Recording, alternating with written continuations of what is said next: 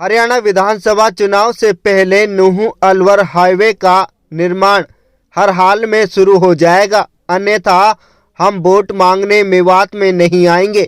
यह बड़ी बात मुख्य अतिथि एवं जननायक जनता पार्टी के प्रधान महासचिव दिग्विजय सिंह चौटाला ने गुरुवार को मेवात के बडगली चौक पर आयोजित जनसभा को संबोधित करते हुए कही।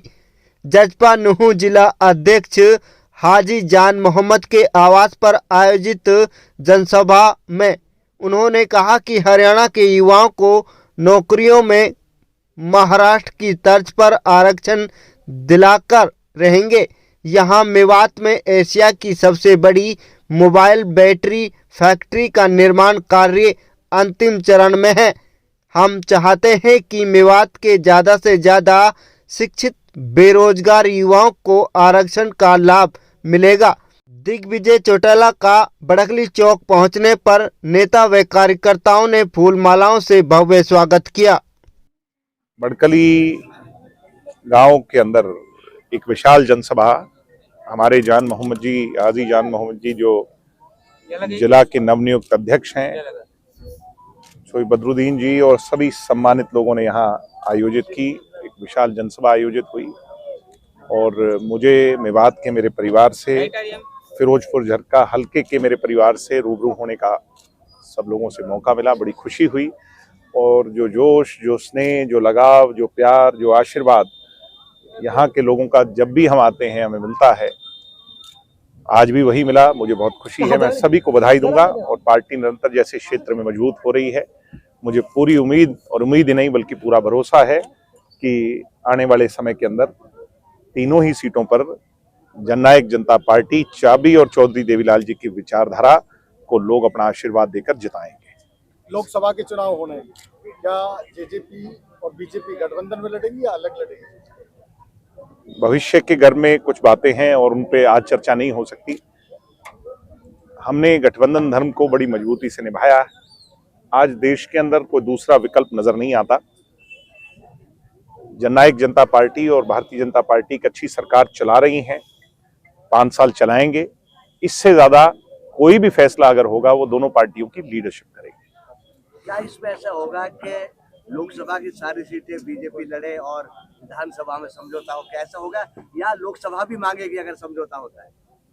मैंने कहा कि इस तरह के फैसले पार्टी की सीनियर लीडरशिप लेती है और निश्चित तौर पर जननायक जनता पार्टी ने 6 लोकसभा की रैलियां अभी तक की हैं। प्रजातांत्रिक प्रणाली में सिरों की गिनती से पार्टी की ताकत को आंका जाता है। अभी तक जो भी रैलियां किसी भी राजनीतिक दल की हुई हैं उसमें अव्वल हमारी रैलियां रही हैं। ऐसे में हमारी ताकत जो है वो निरंतर बढ़ रही है, लोगों का आशीर्वाद मिल रहा है। अब इसके बाद दोनों पार्टियों की सीनियर लीडरशिप क्या तय करती है ये भविष्य के घर में।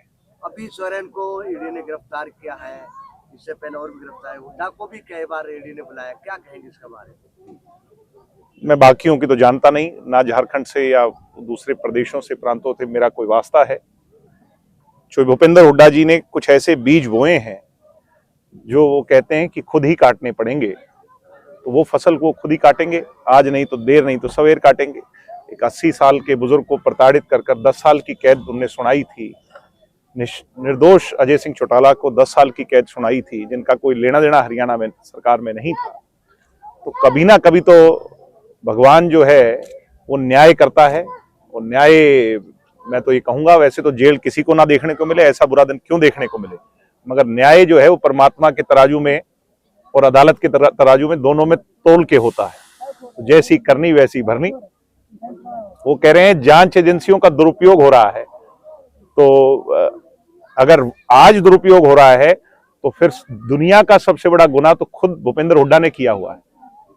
तो क्या कांग्रेस में आप नजर आप देख रहे हैं कि दोनों तरफ से? हम तो बड़े खुश हैं, हम बहुत खुश हैं, हम निश्चिंत हैं और हम इनके आभारी हैं। जब तक ये ऐसे ही फूट चलती रहे तो हमारे को बहुत फायदा है इसका। तो इसकी चर्चा ही ना करो, ना आप करो ना हम करें, तो ये सिर्फ फुटअव्वल यूं ही करते रहें। अभी सिर्फ फुटअव्वल नहीं हुआ है, अभी तो धड़ेबंदी हुई है, दोनों गेयर अप हो रहे हैं और फिर ये सिर्फ फुटअव्वल होगा जब चुनाव में टिकटें बटेंगी। तब जो है ना आपस में कांग्रेस में जूतम फजीती का जो कल्चर है वो हमें देखने को मिलेगा। आज केंद्र सरकार का आम बजट पेश हुआ है जिसमें जो भाजपा है वो इस समावेशी को बता रही है इस बजट नहीं, को। आम बजट नहीं है, इंटरिम बजट है। इंटरिम बजट होता है कि अब जो सरकार रहा समय है, विपक्ष इसको टाइम फीस बता रहा है, तो क्या कहेंगे इस बारे में? नहीं, इंटरिम बजट जो होता है वो फॉर द टाइम बीइंग का बजट होता है, और अब तो समय ही लोकसभा चुनाव में नहीं बच गया है। फिर भी सरकार ने जो जो बातें कही हैं, मुझे उम्मीद है कि वो प्रोग्रेसिव देश के लिए और आगे बढ़ने की बात होगी। देश आगे बढ़ा भी है और देश और आगे बढ़े।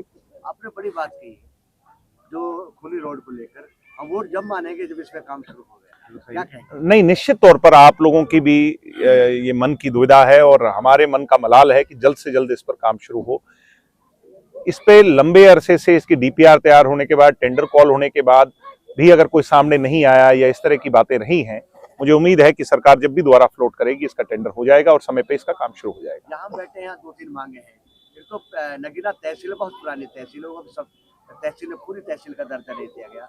एक उपमंडल का भी यहाँ मांग हो रही है। नहीं, उपमंडल की आगे जो मरोड़ा कट है, क्योंकि सारा आप देखते हैं मेवात का बीच है और उसकी बहुत बड़ी मांग है कि आगे अगर सिंगार लगाए दूसरे गाँव है, हजारों ड्राइवर, 60% ड्राइवर इसी इलाके के हैं। क्या कहेंगे, क्या ऐसा? जो भी आपने उपमंडल की बात कही, वो सरकार जब भी घोषणा करती है किसी एक की अलहदा नहीं करती, एक साथ घोषणाएं होती हैं, जिला की हो, उपमंडल की हो, मंडल की हो। तो मुझे उम्मीद है कि सरकार अब चुनाव से पहले लोकसभा के या चुनाव के बाद करेगी, ये तो भविष्य के उसमें है, हमारे सामने आएगी, मगर मुझे उम्मीद है इस सरकार के अंदर जो हमने वादा किया था हम पूरा कर लेंगे। आज 2 दिवसीय दौरे पर मेवात में हैं, 2 दिवसीय दौरे पर, तो क्या क्या मुख्य विशेषताएं जो यहाँ पे देखेंगे और दौरा करेंगे? लोगों से चर्चा करेंगे, यहाँ के कामों को जानेंगे, कुछ जो दुष्यंत जी तक पहुंचाने वाले हैं उनको पहुंचाएंगे, यहाँ के लोगों से वार्तालाप कर करके दुष्यंत जी के विजन को साझा करेंगे, कैसे पार्टी को मजबूत बनाना है उस पर काम करेंगे। दिग्विजय जी, लोकसभा और विधानसभा चुनाव जैसे नजदीक आ रहे हैं, आपकी पार्टी कुछ नेता पाला बदल रहे हैं लगातार, क्या कहेंगे? नहीं, मैं क्या कहूँगा, वो उनकी इच्छा है। पर राजनीतिक तौर पर जो है ये जब चुनाव नजदीक आता है तो सभी पार्टियों में इस तरह की खलबली हो जाती है और ये चीजें कोई मैटर नहीं करती। पार्टी जो होती है वो माँ का रूप होती है, बड़ी होती है। कई बार किसी को गलतफहमी हो जाए तो उसका क्या इलाज है, तो मैं इस बात पे और ज्यादा नहीं। चंडीगढ़ में मेयर का जो चुनाव हुआ है उसको आप कैसे देखते हैं? नहीं, मैं तो इसको ऐसे ही देखता हूँ, मैं जो डेमोक्रेटिक तरीके से होना चाहिए, जो भी हो वो पाक साफ हो, जनता के सामने हो और कोई भी चीजें जो बिहाइंड द कर्टन्स ना हो। गड़बड़ी मान रहे हैं आप? नहीं, मैं तो नहीं मान रहा गड़बड़ी हुई है, मगर गड़बड़ी ना हो मैं ऐसी उम्मीद करता हूँ। एक बड़ी बात आपने कही कि इस बात पे और ज्यादा नहीं। चंडीगढ़ में मेयर का जो चुनाव हुआ है उसको आप कैसे देखते हैं? नहीं, मैं तो इसको ऐसे ही देखता हूँ, मैं जो डेमोक्रेटिक तरीके से होना चाहिए, जो भी हो वो पाक साफ हो, जनता के सामने हो और कोई भी चीजें जो बिहाइंड द कर्टन्स ना हो। गड़बड़ी मान रहे हैं आप? नहीं, मैं तो नहीं मान रहा गड़बड़ी हुई है, मगर गड़बड़ी ना हो मैं ऐसी उम्मीद करता हूँ। एक बड़ी बात आपने कही कि 75% आरक्षण के लिए अगर कुछ भी करना पड़े तो करेंगे, क्या तात्पर्य आपका इससे? निश्चित तौर पर भाई, इसके लिए हम अगर आगे कोई आंदोलनरत होना पड़े, संघर्षरत होना पड़े, इसके लिए कोई कुर्बानी भी क्यों ना देनी पड़े, हम इससे पीछे नहीं हटेंगे, क्योंकि ये एक ऐसा मुद्दा है, हमें इस बात का इल्म था कि इसमें समय लगेगा, बहुत सारी अड़चनें आएंगी और आपके स्वयं विरोधी जो हैं वो इसमें टांग अड़ाने का प्रयास करेंगे और उन्होंने किया। अब इसकी लड़ाई फिर से शुरू करनी पड़ेगी और सुप्रीम कोर्ट में नए सिरे से इसकी लड़ाई को लड़ करके उस पर जीत हासिल हरियाणा को हक दिलाना पड़ेगा। एक ही बुनियादी बात है भाई, अन्य प्रदेशों में इस तरह का आरक्षण है तो हमारे यहाँ क्यों नहीं, हम क्यों ना दे पाए अपने लोगों को। एक अंतिम सवाल, हरियाणा में चर्चा चल पड़ी है कि जसपा को एक राज्यसभा बीजेपी देगी, 10 की 10 लोकसभा लड़ेगी। क्या दिग्विजय सिंह की चौटाला की इच्छा है कि वो राज्यसभा जाएंगे लोकसभा चुनाव? मेरी ना राज्यसभा, ना लोकसभा, ना विधानसभा, मेरी इच्छा है कि पार्टी को मजबूत किया जाए। मैं पार्टी का सिपाही हूं और उसके लिए काम करता रहता हूं। हाँ, कहीं मुझे चुनाव लड़ाया जाता है, वो पार्टी का आदेश, उसको सिर माथे मान करके हम चुनाव लड़ते भी हैं। मुश्किल से मुश्किल परिस्थितियों में मुख्यमंत्रियों के सामने भी मुझे चुनाव लड़ाया है। तो दिग्विजय तो वो 4x4 गाड़ी है जिसको कहीं भी फंसा दो, कोई दिक्कत नहीं है। अभी आपने हाँ जी, परिवार की पार्टी जो नुहुंसा हुई थी, का नाम नहीं लिया, मैंने एक्सट्रीमिस्ट संगठनों का नाम लिया, क्योंकि हमारी पार्टी की विचारधारा जो है वो एक्सट्रीमिस्ट संगठनों के विरोध में है। तो जो रेडिकल संगठन हैं, जो किसी भी धर्म के नाम पर तोड़ने की बात करते हैं, नुकसान पहुंचाने की बात करते हैं, मोनू मानेसर जैसे लोग हैं, जो लोग कहते थे मेवात में कि ये कभी जेल में नहीं होंगे, दुष्यंत चौटाला की सरकार में वो पिछले कुछ महीनों से जेल में पड़े हैं और जेल से बाहर नहीं आएंगे। हम रेडिकल एक्सट्रीमिस्ट संगठनों के खिलाफ हैं, वो किसी भी धर्म, किसी भी जाति या किसी भी वर्ग समुदाय के। चर्चा है परिवार एकजुट होगा, ऐसा है, पता नहीं ये चर्चाएं कहाँ से चलती हैं। और मैं फिर से एक बात कहता हूं, कल को क्योंकि ये खबर बन जाएगी, आपने मेरे से पूछा है तो, कि डॉक्टर अजय सिंह चौटाला कभी भी परिवार को विघटन या परिवार को तोड़ना नहीं चाहते थे। उन्हें, हम दोनों लोगों को, दुष्यंत जी और मुझे, पार्टी से निष्कासित किया गया था। कुछ लोग ये कहते हैं क्योंकि हम बोलते नहीं तो वो लोग इस बात का ज्यादा फायदा उठा लेते हैं। अब बोलने की बात आती है तो मैं इतना ही कहूंगा कि उन लोगों ने हमें पार्टी से निकाल दिया। उसके बाद भी बार बार अजय सिंह जी ने प्रयास किए कि ऐसा ना हो, सब बैठ करके सुलझ जाए। एक शख्सियत है जिसके बारे में आप मेरे से भली भांति जानते हो, जो हर चीज में अड़चन पैदा करते हैं, और चौटाला साहब को भी कितना मजबूर कर दिया, ये प्रदेश का बच्चा बच्चा जानता है कि चौटाला साहब के मन में क्या है और कौन उन्हें नहीं करने दे रहा है।